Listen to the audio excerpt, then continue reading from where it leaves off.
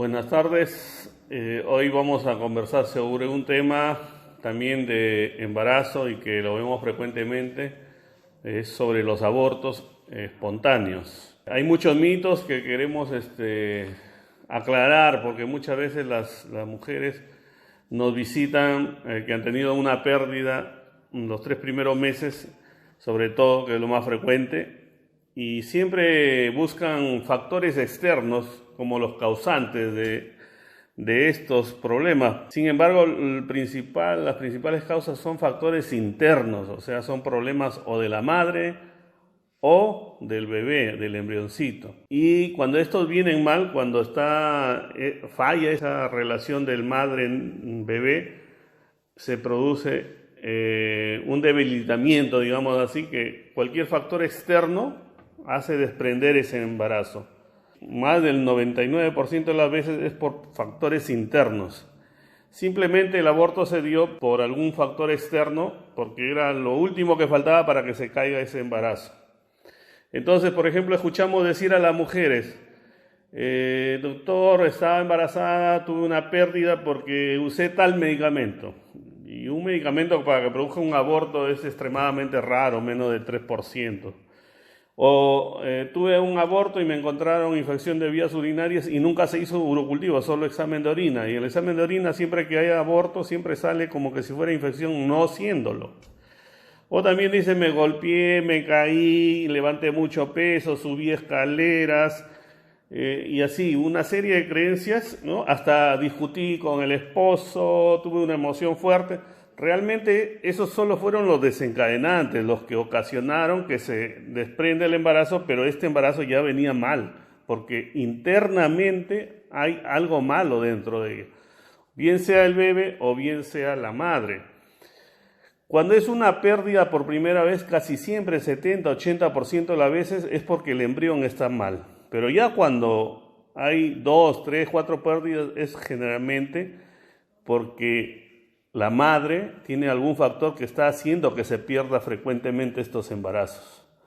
Entonces, cuando hay una sola pérdida, el 80-90% es porque el embrión tiene alguna malformación, sobre todo de origen genético, cromosómico, o sea, los genes están dañados, los cromosomas están dañados, se produce un crecimiento hasta las 6, 7, 8 semanas y luego el cuerpo ya no avanza, y basta con alguna caída, alguna discusión para que el útero se contraiga un poco y se desprende el embarazo. Sin embargo, cuando ya tenemos 2 o 3 pérdidas, nosotros a estas pacientes ya las consideramos como abortadoras recurrentes. Y aquí sí es más complejo, porque hasta en un 50% de las veces no se llega a encontrar la causa, y cada vez se está viendo que la mujer tiende a rechazar los embarazos por un factor inmunológico. ¿Qué significa esto? Que la mujer puede tener sus defensas, ¿no?, como los glóbulos blancos, los linfocitos, que atacan al embrión o a la placenta y terminan matándolo, digamos así. Y ese es uno de los principales factores que está ocasionando los abortos a repetición. Tenemos otras causas ya menos frecuentes, pero también que las encontramos, como son las trombofilias, por ejemplo, que son problemas de coagulación en la sangre, que hace que se tapen los vasitos pequeños de la placenta y se asfixia el embrioncito y se muere. Otros factores, por ejemplo, tenemos trastornos en el útero como grandes miomas. Son chiquitos, eso no produce nada, pero cuando los miomas son grandes, de 6, 7, 8 milímetros y sobre todo múltiples y pegados al embrión, probablemente puedan ocasionar un aborto. También algunas malformaciones de debilidad del cuello del útero, en donde el cuello del útero es muy, le llamamos incompetente. Entonces el embarazo, cuando pasa los 3 meses, por el peso mismo empieza a abrirse ese útero y se desprende el embarazo. Otras causas que tenemos en abortos a repetición también son los problemas hormonales, y es muy frecuente, como el ovario poliquístico. O problemas como los ovarios cuando se envejecen también producen óvulos de mala calidad y embriones de mala calidad, y por eso se pierde el embarazo. Y algunos otros trastornos hormonales también se han asociado, como problemas de tiroides, de insulina, etcétera, ¿no? Entonces, como ven, el factor por el que se ocasiona un aborto en el 99% de las veces es por un factor interno, bien sea del embrión o bien sea de la madre.